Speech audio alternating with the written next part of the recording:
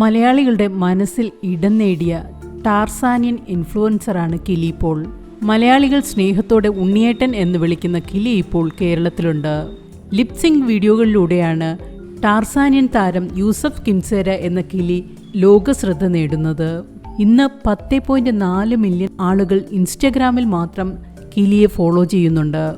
Indian സിനിമകളിലെ ഗാനങ്ങൾക്ക് lip sync ചെയ്തും ചുവടുകൾ വെച്ചുമാണ് കിലി ഇപ്പോൾ സോഷ്യൽ മീഡിയയിൽ ശ്രദ്ധ നേടിയത്. മലയാളം പാട്ടുകളും ചെയ്തതോടെ കിലിക്ക് കേരളത്തിലും ആരാധകരായി. കിലിയുടെ ജീവിതകഥ ഇപ്പോൾ സിനിമയാവുകയാണ്. മാസായി വാര്യർ എന്ന് പേരിട്ടിരിക്കുന്ന ചിത്രം സംവിധാനം ചെയ്യുന്നത് സതീഷ് തൻവിയാണ്. അണിയറക്കാർ ഇതിൻ്റെ പോസ്റ്ററും ഇറക്കിയിട്ടുണ്ട്.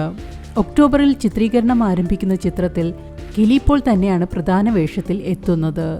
കിലിയുടെ ജന്മസ്ഥലമായ ടാർസാനിയയിലാണ് ഇതിൻ്റെ ലൊക്കേഷൻ. ഇന്നസെന്റ് എന്ന ചിത്രത്തിനു ശേഷം സതീഷ് സംവിധാനം ചെയ്യുന്ന ചിത്രമാണിത്. കിലി പോൾ ആദ്യമായി അഭിനയിച്ച മലയാള സിനിമയുമാണ് ഇന്നസെന്റ് എന്ന ചിത്രത്തിന്റെ ടൈറ്റിൽ ലോഞ്ചിന് കൊച്ചിയിലെത്തിയ കിലി പോൾ മലയാളികൾ നൽകിയ സ്വീകരണം കണ്ട് ഞെട്ടിപ്പോയി.